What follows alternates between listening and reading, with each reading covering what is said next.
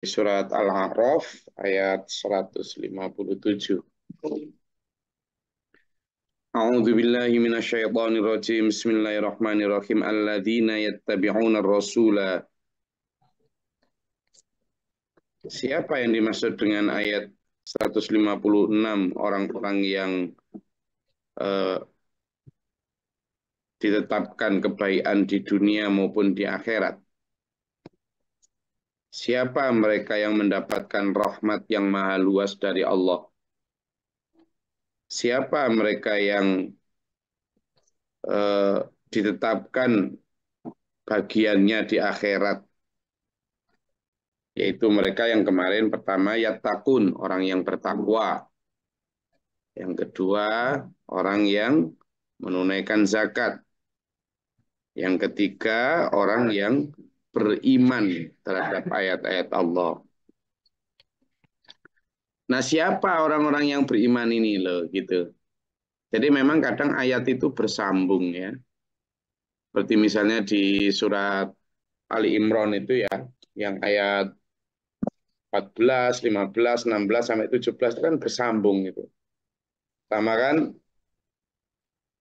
dihiasi di hati orang-orang manusia itu kecintaan terhadap harta, anak, pasangan, buah-buahan, kendaraan mewah. Kata Allah, itu semua adalah kenikmatan dunia. Di sisi Allah ada yang baik. Apa? Kata Allah ayat selanjutnya tuh. Mau tak kamu tak beritahu yang lebih baik dari itu? Gitu kan? Khairu min dzalikum, lebih baik dari itu. Tapi yang lebih baik dari itu kata Allah, Allah lilladzina taqau, untuk orang yang beriman. Lilladzina taqau, apa sih yang lebih baik dari itu? Inta rabbihim jannah. Di sisi Tuhan mereka ada apa? Jannah, surga.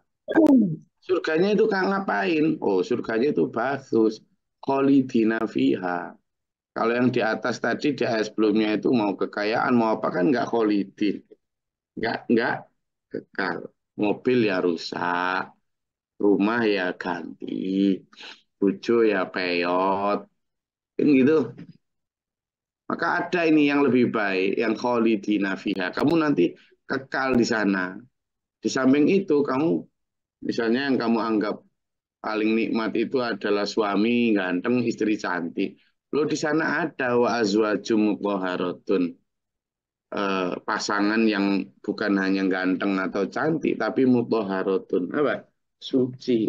Suci itu belum disentuh, belum dilihat siapapun. Fresh from the oven.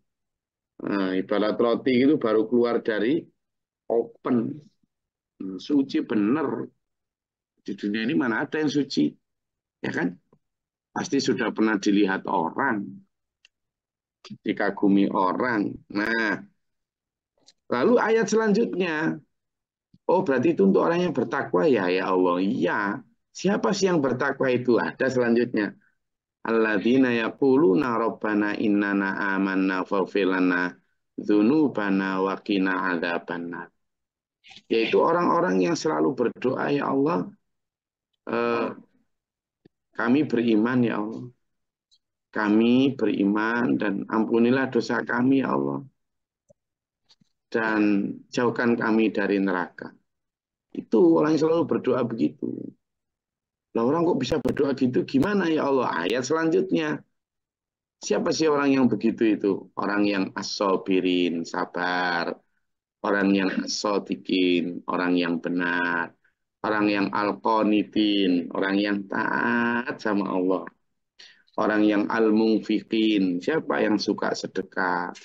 Yang apalagi Allah? Yaitu orang yang mustaghfirina bil ashar. Orang yang selalu bertahajud, melarutkan doa-doa istighfar di waktu sahur. Di malam sahur enggak? Eh, Jadi ciri orang yang bertakwa adalah orang yang tadi itu as-sabirin, as-sadiqin, al-qanitin, al-munfikin, al-mustaghfirina bil ashar. Terus gitu ditaruh lagi ayat selanjutnya, syahidallahu annahu la ilaha illa huwa wal malaikatu wa ulul ilmi qaiman bil qisti. Itu. Jadi Allah pun menyaksikan itu. Orang-orang beriman, para malaikat, itu orang-orang yang menegakkan keadilan. Itu. La ilaha illa huwal azizul hakim. Orang-orang yang benar-benar memang tidak ada Tuhan kecuali Allah yang maha segalanya. Loh, ayatnya itu bersambung sama dengan ayat ini yang sedang kita kaji ini di ayat 156 surat Al-A'raf sampai 157.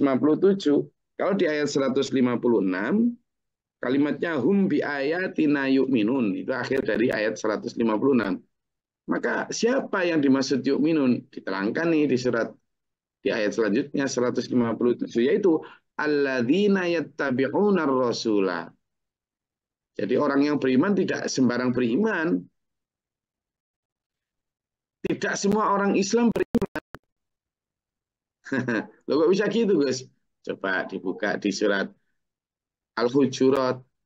Nanti dibuka sendiri ya. Di surat Al-Hujurat ayat 14. Di sana sampaikan, ada orang-orang Arab Badui yang menghadap Rasulullah, kemudian dia bilang, kami beriman. Kata Allah, jangan, belum, kamu belum beriman.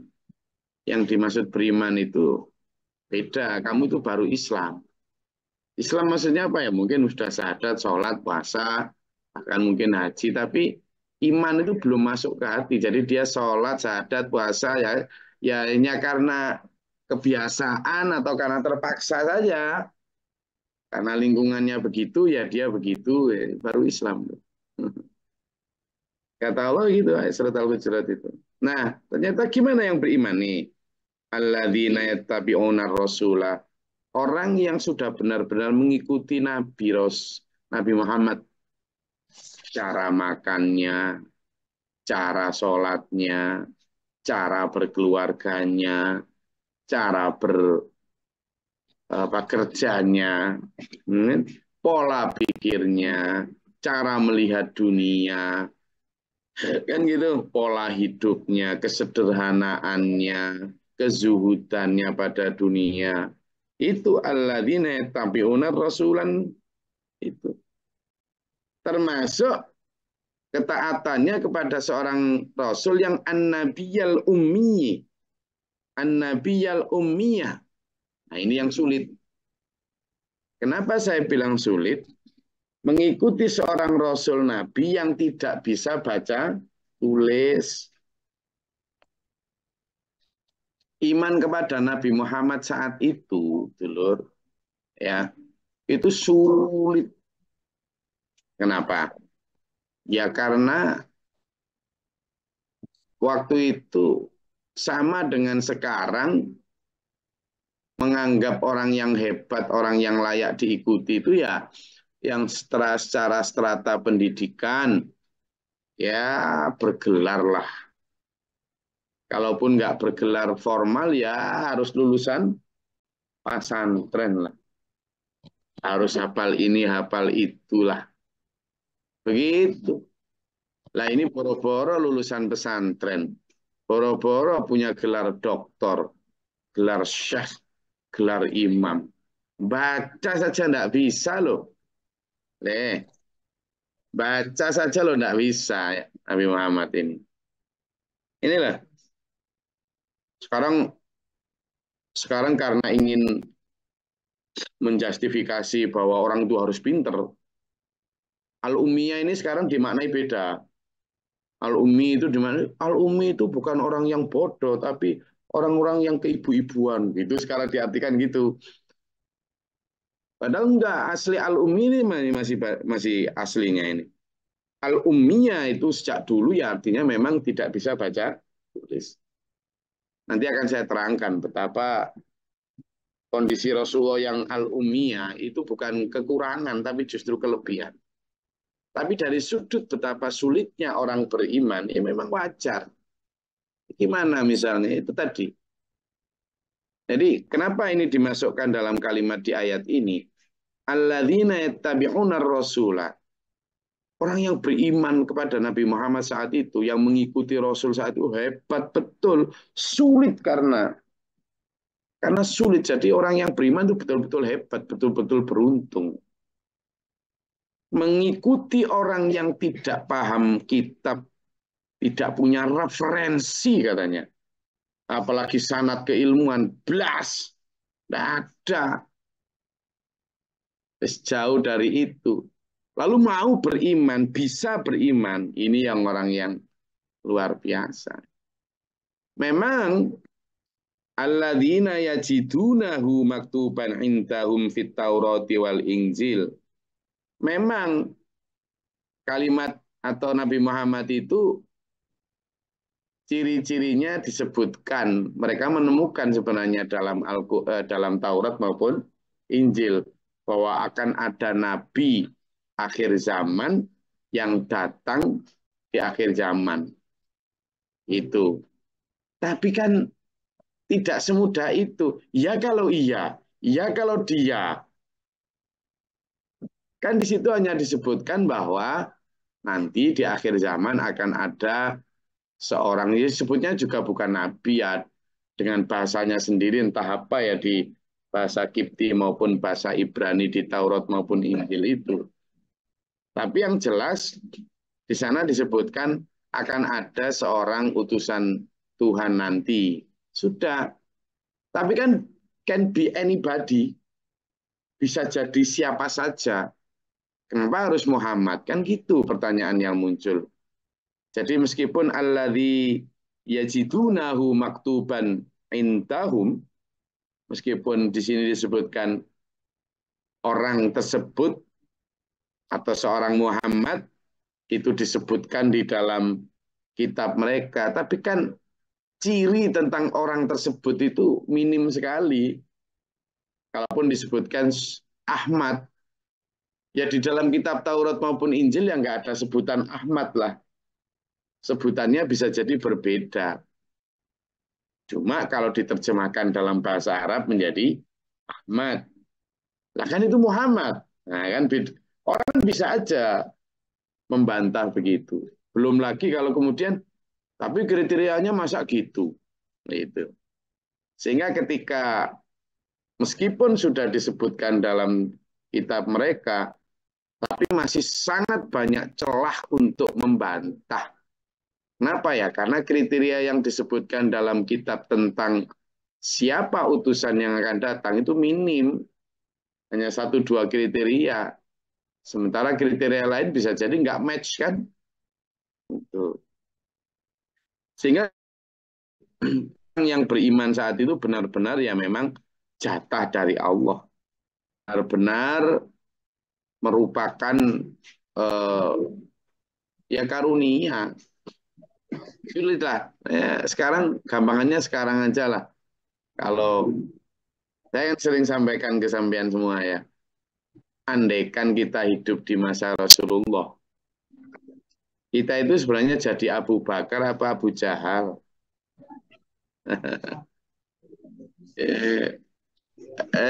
Ini kok kameranya nggak ada yang nyala, ngantuk semua, tah? Kita ini jadi Abu Jahal apa Abu Lahab apa Abu siapa ini? Tidak dua-duanya, Gus. Ya, satunya lah pasti. Abu Bakar apa Abu Lahab kita kira-kira? Abu Bakar. Abu Bakar. Siapa? Abu siapa? Abu Bakar. Lahab. Abu Lahab ya Pak Burman ya. Kenapa kok jadi Abu Lahab Pak Burman kira-kira? Baik, kita jujur. Sama-sama belum punya ilmu. Iya, apalagi? Ayo, siapa ya? Kira-kira gimana Pak Redol? Masih abu-abu. Masih abu-abu. Nah, ya, siapa lagi? Kira-kira dengan kondisi gitu, Kak sampean ketemu, sampean ini orang yang sudah bisa ngaji, lalu sampean ini juga sudah sarjana, lalu cucuk-cucuk tetangga sampean, dia hanyalah seorang penggembala kambing, nggak pernah mondok, yang nggak pernah sekolah formal, ujuk-ujuk menyalahkan cara ibadah sampean. Ayo Bu Anissa tadi saya bilang, cara ibadah sampean disalahkan. Ujuk-ujuk dia membuat cara ibadah sendiri. Lalu ujuk-ujuk dia ngaku jadi nabi. Sampean percaya Bu Anissa? Ya, lebih baik minggir, Gus. Kalau emang salah. Enggak. Pertanyaan saya simpel. Ya. Kalau sampean misalnya sampean bisa ngaji, sampean ini sarjana, lalu kemudian ada tetangga sampean yang hanya seorang penggembala, enggak pernah bisa pesantren, enggak pernah pendidikan formal. Ya, ya. Cucu pertama ingin merubah cara ibadah sampean, lalu dia punya cara ibadah sendiri. Dia barusan dari Gunung Semeru, beberapa hari turun, dia menganggap bahwa dia nabi. Sampean percaya? Ya, boleh Enggak, dibilang Gus. cuma Enggak susah, percaya, susah Gus. percaya. Jawaban saya simpel. Sampean percaya? Enggak. Enggak. Enggak. Seperti itulah para Abu Jahal, Abu Lahab dulu. Sesimpel itu. Sesimpel itu. Jadi, maka orang seperti misalnya Abu Bakar, yang kemudian ketika diberitahu tentang Isra Mi'raj ya, hei Muhammad loh katanya Isra Mi'raj. Apa itu Isra Mi'raj? Dia dalam waktu semalam itu perjalanan dari sini ke Syam. Palestina waktu itu kan Syam ya sebutannya. Syam. Terus katanya juga dari Syam sana, dari Masjidil Aqsa itu, langsung ke langit ketujuh. Di sana lihat ini, lihat itu. Terus balik lagi ke dunia, sebelum subuh itu sudah di dunia. Setelah ngaku nabi, setelah nyala-nyalain ibadah sampean, setelah kemudian membuat ibadah sendiri, ngomong gitu. Abu Bakar, yang memang karena jatahnya iman, dia bilang, jangankan cuma ngaku sudah ke Syam. Wong seandainya apa bilang bahwa batu itu adalah emas saja saya percaya kok. Lah kan berarti keimanan itu benar-benar sudah bukan urusan logika. Sehingga yang bisa beriman seperti Abu Bakar, kalau dengan konsep orang sekarang, kira-kira berapa orang Mbak Budi yang percaya sama Nabi Muhammad itu? Nah,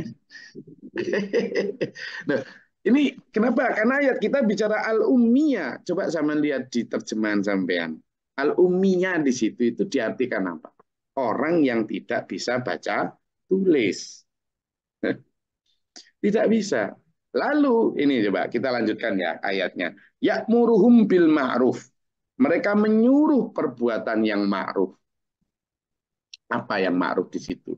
Yang disuruh sama Nabi Muhammad apa? Pertama, perintah sholat. Sebelum ada Isra Mi'raj kan belum ada perintah sholat. Kan? Perintah sholat. Sholat itu apa? Sholat itu menyembah Allah. Allah itu siapa? Kami punya berhala segini banyak kok. Ini yang benar, ini tradisi nenek moyang. Ini kearifan lokal. Lalu menyuruh zakat. Menyuruh zakat. Di situ, waktu itu tidak ada ajaran zakat. Tidak ada. Tidak ada. Jadi menyuruh ma'ruf di situ itu bertentangan dengan tradisi. Bertentangan dengan itu. Apalagi yang Yahudi maupun Nasrani. Waktu itu mereka bertuhankan tiga. Bertuhankan Isa. Yang Yahudi juga bertuhankan Uzair. Kan Yahudi bilang Uzair ibnullah. Uzair itu anak Allah. Lalu Nabi Muhammad mengajarkan qul huwallahu ahad. Apa? Apa qul huwallahu ahad. Katakan bahwa Allah itu Maha Esa. Itu ma'rufnya tidak cocok sama sekali dengan ajaran. Lalu wayanhahum anil mungkar. Lalu mereka mencegah dari mungkar. Waktu itu laki perempuan itu beda kastanya. Perempuan itu aib. Punya anak perempuan itu aib. Nabi Muhammad melarang dari yang kayak gitu. Waktu itu menikah mau berapapun boleh. Nabi Muhammad melarang dari itu. Waktu itu biasa kalau mau berdagang, bertani atau apa itu, pertama mereka ya tanyalah sama nenek moyang, tanya sama leluhur, minta petunjuk ke batu-batu, ke patung, dilarang sama Rasulullah, gitu kan? Waktu itu kalau mau berdagang, berangkat hari apa ya ditentukan dulu lah hari tepatnya, hari baiknya. Tanya dengan cara mengundi nasib. Itu yang baik, ajaran nenek moyang kok kearifan. Dilarang sama Rasulullah. Ajaran baru. Lalu wa yuhillu lahumut thayyibah. Lalu mereka, Nabi Muhammad juga menghalalkan apa-apa yang baik. Apa yang baik? Boleh makan daging, tapi harus yang sembelihan, yang harus ngucap bismillah. Apa itu pakai disembelih segala macam? Wa yuharrimu, dan mengharamkan alaihimul khaba'ith, melarang yang haram, yang tidak baik. Kata siapa? Khomer tidak baik. Wong khomer itu bisa jadi penghangat tubuh. Di situ waktu itu sudah khomer itu sudah kayak teh gitu loh. Lalu Nabi Muhammad mengatakan itu khaba'ith, tidak baik, diharamkan, dosa. Ya kan? Waktu itu mereka ya biasa makan babi dan lain sebagainya. Lalu Nabi Muhammad melarang, siapa ente kok melarang-larang? Berdasarkan ayatnya mana, dalilnya apa, lah gitu dah kita sekarang. Dan Nabi Muhammad tidak menyatakan, ya dalilnya Quran. Quran itu apa? Ya kitab yang kubawa. Mana kitabnya? Tidak ada tulisannya, Mas. Tidak ada. Ya yang diucapkan beliau itu katanya hadzal kitab, dzalikal kitabul la raiba fih. Inilah kitab yang tidak ada keraguan di dalamnya. Fihi itu di dalamnya. Nah, padahal Rasul saat ini nggak megang. Lumayan saya sekarang ini megang kayak gini loh. Saya megang kitab kayak gini. Maka kalau bilang fihi, di dalam kitab saya tunjukkan nih. Sampeyan tak suruh baca. Lah saat itu Rasulullah dzalikal kitabul la raiba fihi, nggak ada hi-nya itu di mana? Nggak ada. Makanya orang Arab saat itu mengatakan, mat mau kamat kamu itu lenggedap, terus illa asatirul awwalin katanya. Kamu itu hanya cerita-cerita dongeng-dongeng nggak jelas, dongeng orang-orang terdahulu. Dikituin. Quran itu bukan saya yang ngomong. Jadi semua dikituin. Jadi tidak mudah tuh lor kita mengimani sesuatu yang ini kenapa saya bilang begini, supaya iman kita kepada Rasul itu lebih kuat. Saya justru mengajak sampai untuk lebih kuat. Kenapa? Karena kalau kita pakai pertimbangan dengan orang-orang sekarang, pola pikir kita yang sekarang, kita ini susah beriman. Iya. Maka bagaimana caranya? Itu tadi. Harus beriman itu menggunakan selain logika, juga menggunakan hidayah. وَيَضَعُ عَنْهُمْ إِسْرَهُمْ وَالْأَغْلَالَ الَّتِي كَانَتْ عَلَيْهِمْ, dan membebaskan mereka dari beban-beban belenggu-belenggu. Nah, ini seperti ini misalnya. Mereka dulu, tradisi mereka, perempuan itu nggak dapat warisan itu. Bahkan mereka diwariskan. Dianggap properti. Dilepaskan sama Rasulullah. Nggak boleh kayak gitu. Perempuan tetap memiliki hak. Mereka juga berhak dan sebagainya. Ada lagi perbudakan, ya kan?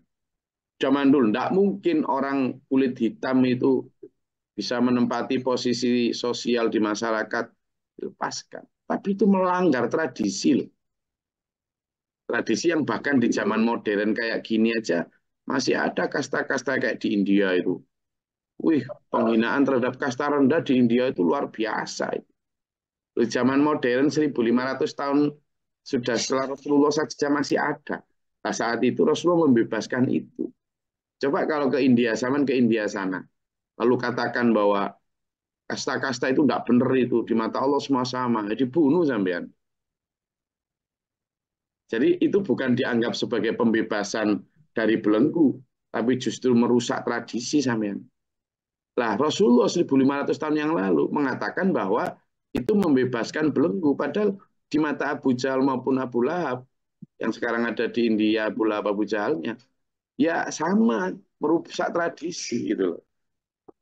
Nah kemudian itu, jadi wal aghlala dan belenggu-belenggu dari khurafat, dari kemusyrikan, itu kan, itu dilepaskan semua. Tapi buat mereka itu bukan melepaskan belenggu, tapi benar-benar Muhammad ini membuat kerusakan membuat tradisi kita hancur, macam-macam ya.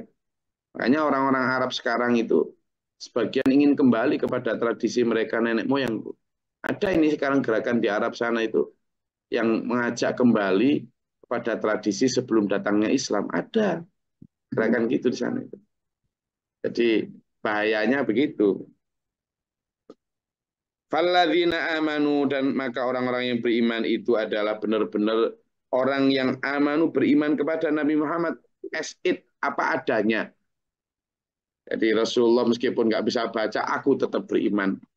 Meskipun Rasulullah merubah tradisi, aku tetap ikut Rasulullah. Orang-orang yang begitu itu yang dianggap beriman. Wa'azzaruhu, ketika Abu Jahal, Abu Lahab melempari dengan kotoran unta, ketika orang Yahudi meludahi Nabi Muhammad, meremehkan, menghina, mencaci, orang-orang beriman justru wa'azzaruhu, mereka memuliakannya. Memuliakan Nabi Muhammad dulu itu nggak semudah sekarang, Mas. Iya, sekarang lah dengan puji-pujian sholawat yang bermacam-macam. Ya karena sampean dan saya waktu sekarang kalau seandainya bertemu, sekarang kita misalnya membaca Sirah Nabawiyah ya, kisah Nabi Muhammad.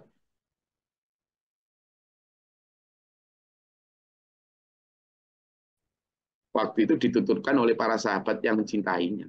Tapi dari sudut pandang orang yang nggak mencintainya, tidak ada Nabi Muhammad kemudian wajahnya bercahaya itu. Secara lahir ya Nabi Muhammad ya wajahnya biasa. Yang melihatnya bercahaya itu karena ada pantulan iman di hati orang yang beriman. Nabi Muhammad ya berpakaian biasa, sederhana, bahkan terkesan ya. Nah ini yang harus kita ini. Maka wanasoruhu, dan mereka menolongnya. Menolong pada saat orang lain pada pergi dari Nabi Muhammad, justru dia menolong. Wattaba'un nura alladzi unzila ma'hu, dan mengikuti cahaya. Cahaya apa? Cahaya Quran. Lagi-lagi itu tadi. Yang bisa melihat bahwa itu cahaya ya hanya karena orang dia beriman.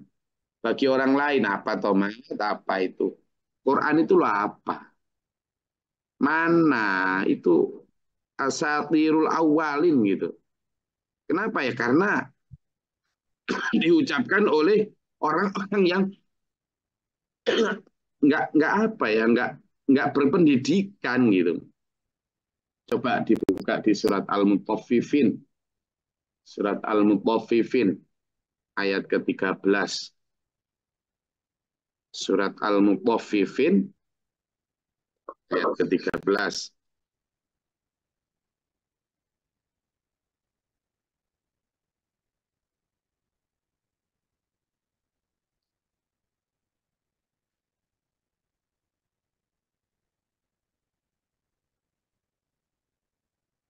Sudah ketemu? Sampun Gus. A'udzubillahi minasyaitonirrajim. Bismillahirrahmanirrahim. Sesungguhnya orang-orang yang berbakti benar-benar berada dalam surga yang penuh kenikmatan. Sadaqallahul Nadzim. Al-Mutaffifin. Nggih, 83, surat 83 ayat 13. Ya, betul. Ya, betul. Ayat 13 ya? Nggih, 13. Oke. Kalau yang ayat masa Al-Mutaffifin ayat 13 itu? Betul ya? Bukan Pak Jo. Ngapunten. Salah. Koreksi, salah tuh Pak. Ngapunten, salah. A'udzubillahi minasyaitonirrajim. Bismillahirrahmanirrahim. Yang apabila dibacakan kepadanya ayat-ayat kami, dia berkata, itu adalah dongeng orang-orang dahulu. Sadaqallahul Nadzim. Tuh ya. Jadi di situ disebutkan ketika dibacakan ayat Quran kepada mereka, mereka apa? Apa sih, Mat? Kamu itulah apa? Itu dongeng-dongeng yang nggak bener. Apa itu? Itu. Ya kenapa? Ya karena memang nggak ada tulisannya, nggak ada kitabnya, lalu nggak ada referensinya. Gitu loh. Jadi kalau saya tanya, emang kira-kira kalau hidup di masa itu jadi Abu Jahal atau Abu Lahab? Coba kita bayangkan sekarang gitu. Gitu. Supaya apa? Kita jauh bisa lebih beriman. Jadi mengimani Rasulullah itu dengan cara apa? Kita merubah pola pikir kita. Jangan gampang menghina orang yang katanya tidak punya sanad ilmu. Jangan gampang meremehkan orang yang katanya nggak nyantri, dalilnya nggak viral. Jangan gampang gitu. Maksudnya saya ajak begitu sampai. Kenapa? Karena untuk beriman di masa Rasulullah itu tidak menggunakan logika-logika kayak gitu. Jauh. Rasulullah yang nggak viral, yang nggak terkenal, yang nggak berilmu. Kan Rasulullah saat itu dianggap nggak berilmu, dianggap nggak layak lah jadi pemimpin, apalagi jadi nabi. Gitu. Nah sekarang saya tak ajak untuk mengimani Rasulullah itu dengan cara jangan gampang meremehkan orang yang menurut menurut standar umum itu tidak alim. Hati-hati itu maksud saya ya. Dan di sini sebutkan selain wattaba'un nura alladzi unzila ma'hu yang bisa masuk ulaika humul muflihun, itulah orang-orang yang beruntung. Ya. Orang yang beruntung. Kenapa? Karena sebenarnya kayak Abu Bakar kan ya cerdas. Ya tokoh tapi di antara sekian ratus tokoh dia yang terpilih untuk beriman.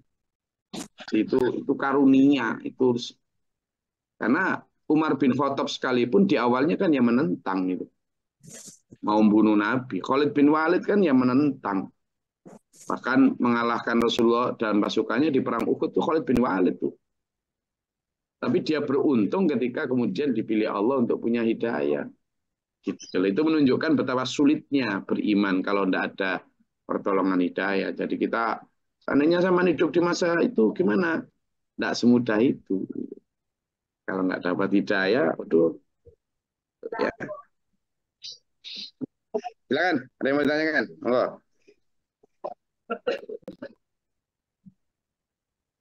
Jadi, Assalamualaikum warahmatullahi wabarakatuh. Berarti membahas ayat ini, Gus ya. Jadi tantangan orang beriman era zaman Rasulullah dengan sekarang itu yang krusial itu apa, Gus? Sepertinya zaman Rasul berat, sekarang juga berat. Jadi Ya. perbedaan dan tantangan seperti apa? Lalu bagaimana kita menjaga keimanan seseorang itu untuk tetap sempurna yang dengan menghadapi godaan dunia saat ini yang menggiurkan gitu, Gus. Ya, jadi sebenarnya kepada apakah tantangan sekarang itu lebih berat atau tantangan dulu lebih berat, itu sangat tergantung kepada situasinya ya. Dulu tantangannya mungkin berupa kesulitan. Dulu tantangannya mungkin berupa kesakitan.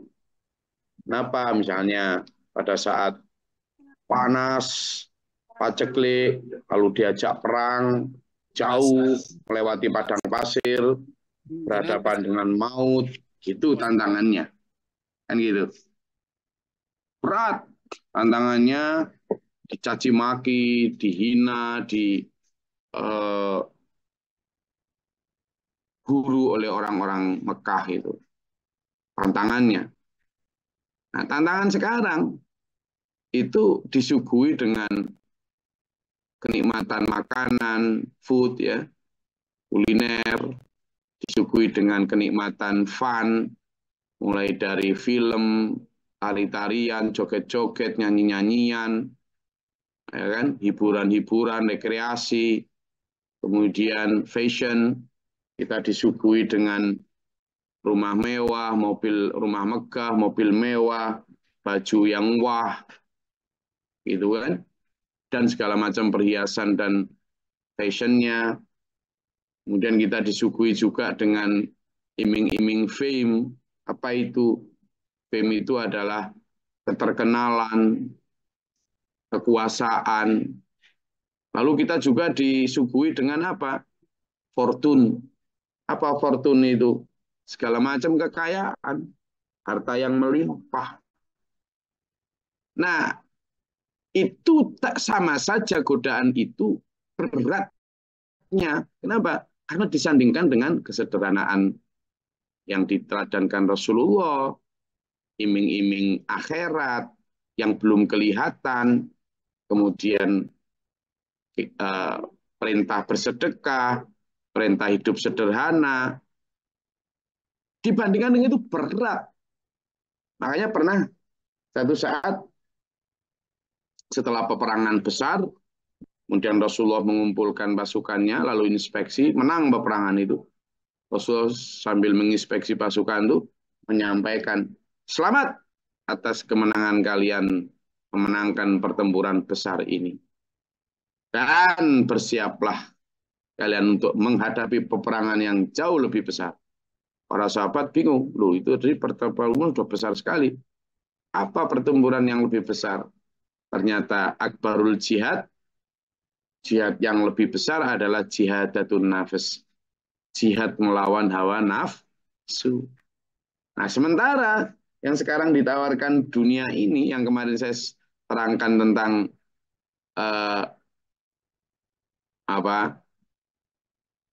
hikmah menyelam itu arusnya itu mulai dari itu tadi. Fame, kepengen terkenal, viral, dipuja-dipuji, fortune, tentang kekayaan harta yang melimpah, yang dia semua sedang pamer sehingga semua orang terkengiler. Tentang fun, tentang kenikmatan hiburan-hiburan, mulai rekreasi, pemandangan yang indah, dunia fantasi, sampai musik, film, video, nari-nari, joget-joget, sampai ibu-ibu ya sekarang ikut-ikutan joget, food, makanan-makanan yang beragam sekali, sehingga orang kepingin kuliner ini, kuliner itu, fashion ini mulai dari kendaraan, pakaian, tempat tinggal yang nggak pernah habis, model dan yang terbaru. Nggak sempat mikir akhirat, Bapak Ibu. Nah, sehingga beratnya kata Rasulullah, memang sekarang kan sedang mendekati kiamat, sehingga seluruh iming-iming itu dikeluarkan semua oleh Dajjal, memastikan bahwa manusia nggak sempat noleh akhirat, nggak sempat noleh Allah. Nah, maka sampean dan saya ajak untuk berpegang teguh, biar menjadi apa? Ulaika humul muflihun. Orang yang diantara sekian serbuan itu tadi dan tetap berpegang teguh. Nah, itulah orang yang beruntung. Karena apa? Di sini sebentar, kemudian nanti di akhirat. Dan dia mampu menahan diri ketika di dunia untuk tidak tergoda itu, untuk memilih akhirat. Itulah. Nah, itu yang jadi pertimbangan. Makanya kajian pagi ini saya ingin akhiri dengan satu kalimat dari Pak Guru Mukhtar yang benar-benar mewanti-wanti kita untuk sabar nunggu janjinya Allah itu. Sabar nunggu janjinya Allah itu ya karena apa? Karena untuk sabar nunggu janji Allah itu kan ini memang membutuhkan endurance, membutuhkan ya. Nah, ini saya ingin bagi di akhir ini ya, dulu ya, supaya kita perlu sabar memang.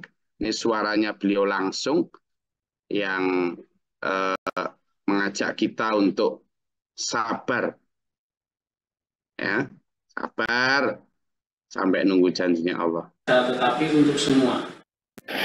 Ayo sabar, sabar, berbuka ayo, anak itu dicilih mentua, ayo sabar, ngenteni janji Allah no akhirat, ya, sangat persen, langgunya mereka persen, sejauh rebut langgunya ini nganti kali 90% aja, rugi dewe sampean, mereka boleh.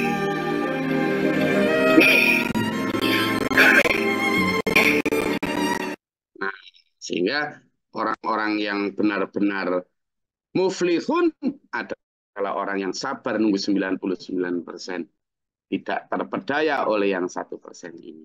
Ya, ayo tetap sabar, nunggu janji Allah. Insya Allah sebentar lagi akan nyampe garis finish, dengan tertipu oleh rayuan Dajjal, kita memburu yang 99% di akhirat. Semoga Allah memberikan kita kesabaran, kekuatan iman dalam siratal mustaqim ini ila akhiri hayat husnul khatimah. Amin. Allahumma sholli wa sallim. اللهم اغفر للمؤمنين والمؤمنات والمسلمين والمسلمات الأحياء المستغفر العظيم. اللهم اهدنا فيمن هديت وعافنا فيما عافيت ولنا فيمن توليت وبارك لنا فيما أعطيت وقنا شر ما قضيت فإنك تقضي عليك تبارك ربنا وتعالى الحمد لله ما قضيت أستغفرك وأتوب إليك.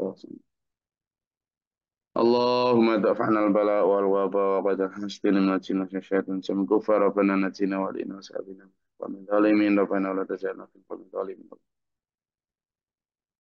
ربنا آمنا فاكتبنا مع الشاهدين ربنا لا تزغ قلوبنا بعد إذ هديتنا وهب لنا من لدنك رحمة واعف عنا واغفر لنا وارحمنا واغفر لنا وارحمنا ضمن لنا فانصرنا قوم كافرين.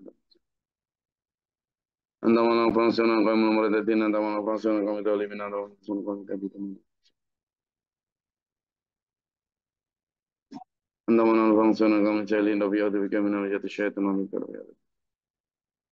اللهم تعالى لنا باب رحمتك اللهم أنزل علينا رحمة بيدك وتلم ترى ربنا آتنا في الدنيا حسنة وفي الآخرة حسنة وقنا عذاب النار واغفر لي ولأخي وأنا ربك رب العزة عما يصفون وسلام على رب العالمين. Sampai ketemu hari Sabtu ya. Besok insya Allah kita libur baca surat Al-Kahfi. Ketemu hari Sabtu insya Allah. Oke, bismillahirrahmanirrahim. Semoga berkah martatillah. Bila taufiq wal hidayah. Wassalamualaikum warahmatullahi wabarakatuh. Waalaikumsalam warahmatullahi wabarakatuh. Allahumma rahamna bil Qur'an.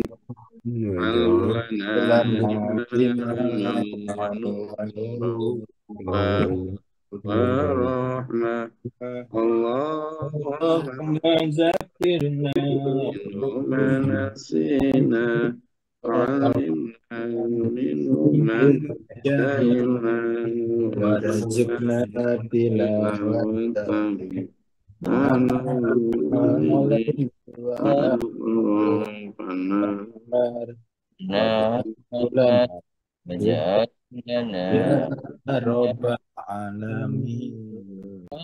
rabbal alamin.